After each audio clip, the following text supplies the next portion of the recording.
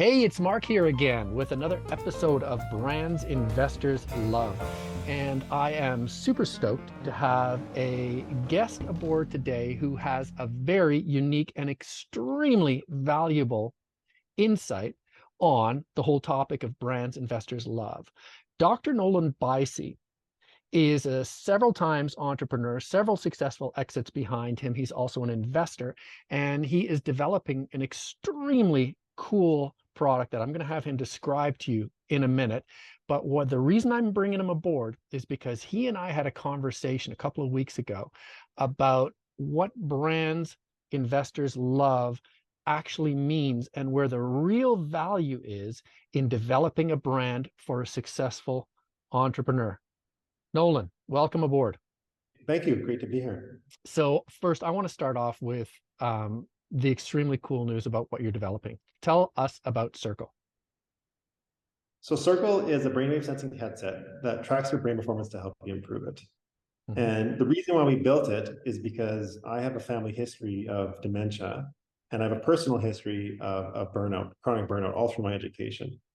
And so studying brains in my PhD and being very interested in how they worked, I was constantly looking for something to help me understand with some clarity about where my brain was at any one time. And there was nothing out there.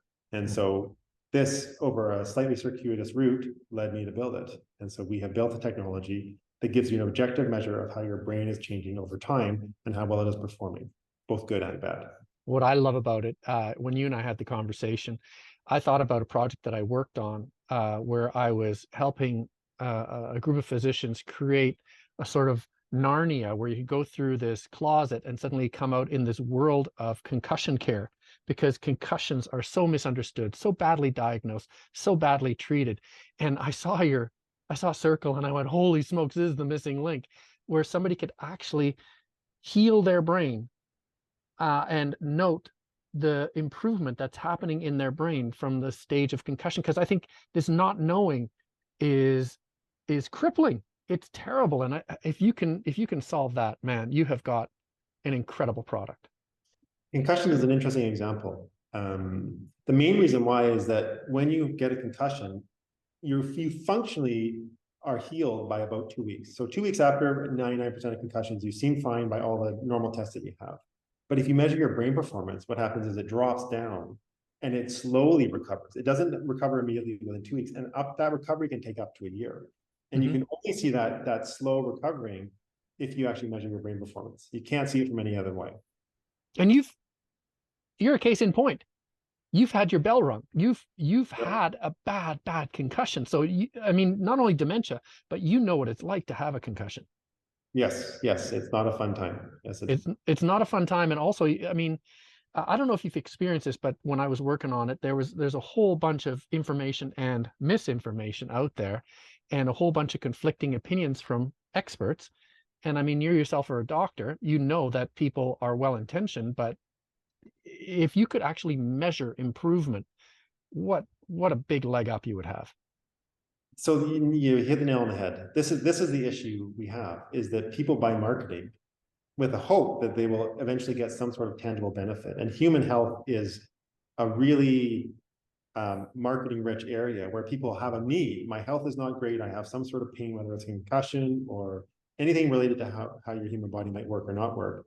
And how would you know what helps your brain or not? Like if you walk around and ask anybody, how is your brain doing today? You can't, we have no way to sense that within ourselves. And so one of the key drivers for this, besides solving my own problems, which was burnout and eventually dementia management and hopefully mitigation, is what actually works for you. If you want to measure better your brain, you need to measure it. Well, this can measure it, and it just gives you an objective measure. It doesn't have any bells and whistles. It doesn't try to sell you things. It's just that here's how you're actually doing right now.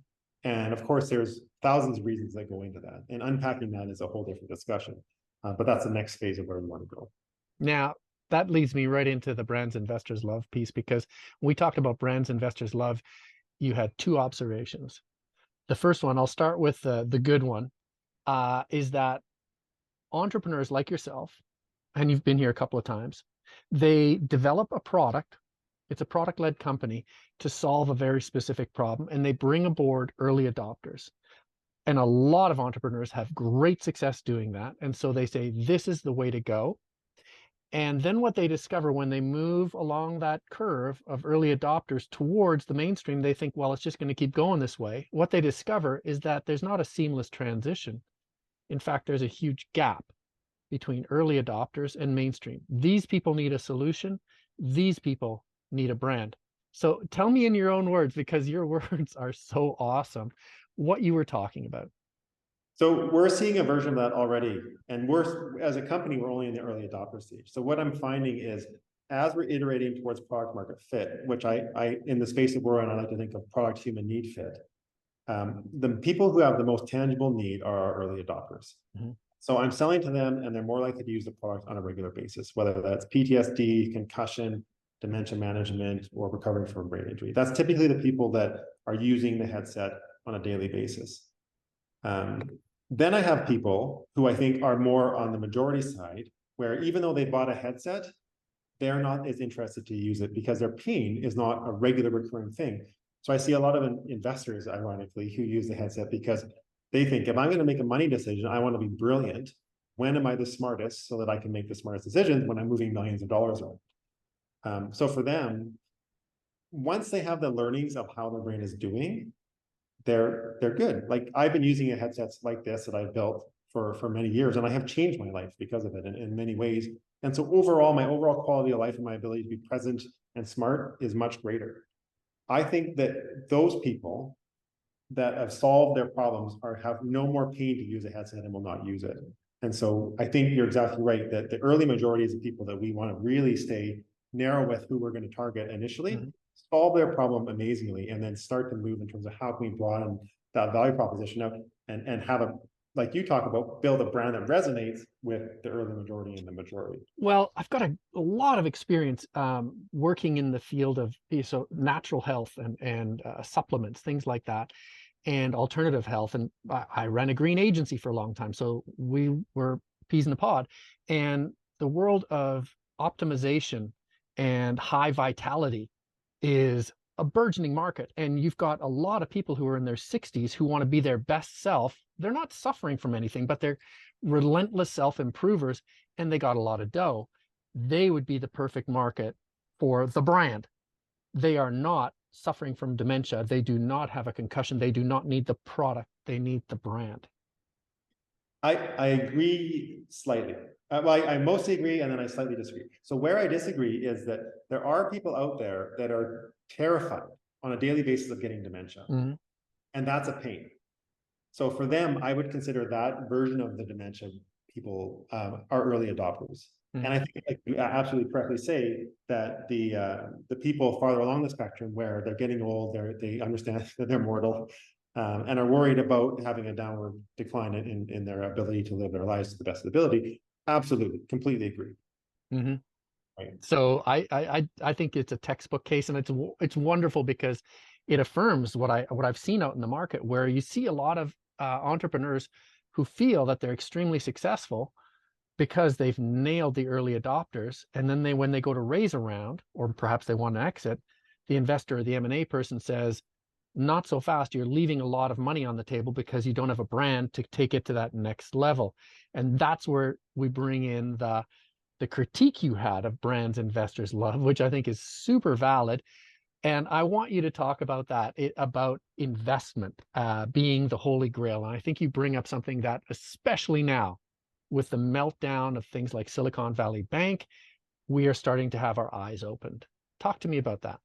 Sure. So investment is you're telling a story about what you're doing now and what you want to do. And typically what you want to do is much larger than what you're doing now in terms of the time scale and the amount of money it's going to take to accomplish it. So one of the things I worry about when I talk a lot with my entrepreneur friends is that they see investment as a milestone of success. And I see a milestone of success is revenue and profit and solving your customer's problem. And I think it all starts, you solve your customer's problem well, you get repeat engagement, you get repeat sales, you get a low customer acquisition cost over time, and then your revenue and your profit grows, mm-hmm. as possible, if not almost entirely organically. If you go to an investor and you show them, a revenue and profit graph that is up, it doesn't matter what your brand is, right? Your brand is irrespective because they know that it's a simple math equation to extrapolate that curve and say, like, in 5 years, you're going to be an easy 10x for me, if not more. Mm-hmm. So what we were talking about was more about, is it important to have a brand to sell that story to the investors? And I think you're right. I think it helps with the story. Mm-hmm. I think ultimately the story really is augmented almost entirely by the fact that you have revenue growth if you're that far along. And for a hardware company, because we're just at the beginning of that stage, that's the part that I want to optimize more than anything, because I think it's going to take a while before we really go right through and are solving that product human need fit for our early adopters. I think that will take a year or two before we really nail that value proposition. Yeah, I mean, it's great because speaking with you, you go, wait a minute. I mean, you originally talked to me too, because I sent you a video that I'm going to put on the website, and you said, no, wait a minute, why are you making this the holy grail, seeking investment? What you should be talking about is creating something to help people jump the gap. And I love that. And it starts to get you into the way of thinking of optimizing, improving, tweaking, so that you can start to show traction so that people become more interested in you. And it's a wonderful model, you know? And I think that, I mean, having done so many pitch decks now, the only slide I think that matters is traction. And you just exploded the whole view of traction, low customer acquisition costs, revenues are going up, profit, because revenue can go up without profit going up, product market fit, product consumer fit, so that you have insights, you have data, so that you can show it to people and go, look, we know exactly who wants this thing and this is how much they're going to pay. That's pure gold. And then you talked about also the importance to you of something like non-dilutive funding, and how having a great story like that will help you raise money without giving up your company, which is, I think, the holy grail. I guess the question I have for you, Mark, since you're the expert here, is there a version of brand that helps you gain acceptance with your early adopters? Because for me, one of the things I've found is our company used to be named Quantum Mind Technology. And we have like electrophysiologists on the team. We have chemists, we have physics people on the team with PhDs. So we understand what the word quantum means.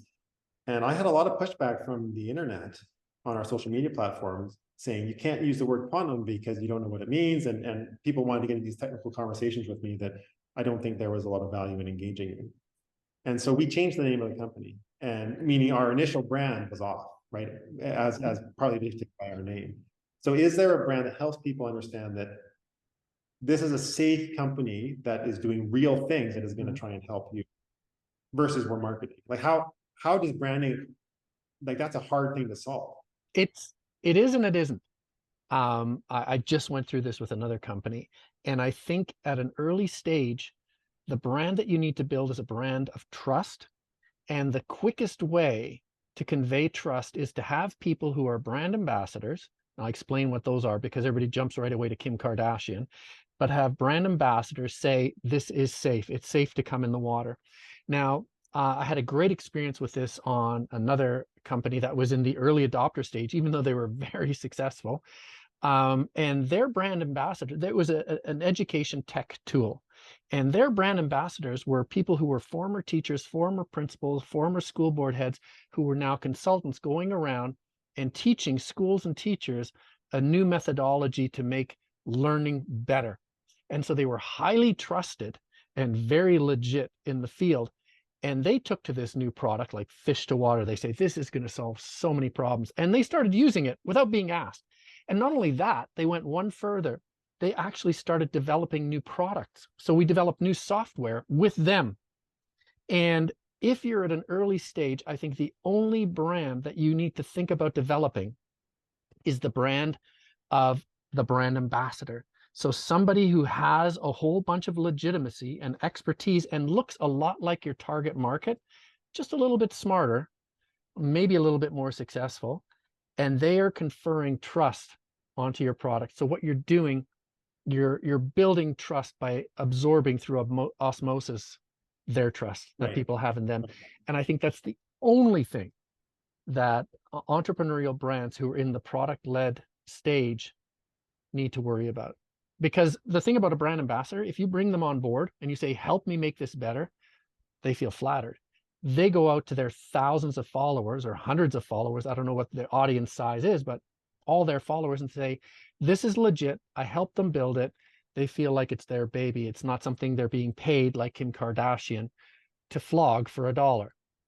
And if you've got a few of those, you don't want to have a lot of them, but if you've got a few of them, they can be very noisy and they can convey a ton of trust really, really quickly. And I think that that helps you get to the next stage, which is how do you convey what you value in the product and bring that to life in your advertising or your marketing. But at the beginning, it's the only thing I would think about.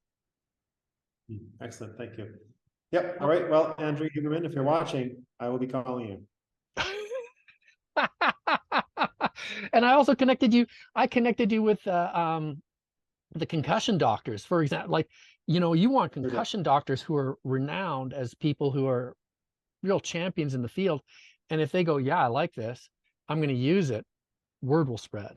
And I think that's a wonderful thing. Plus, it's so cool to get people who really know what they're doing excited about what you're doing. It's a nice sort of virtuous circle, a nice flywheel to start.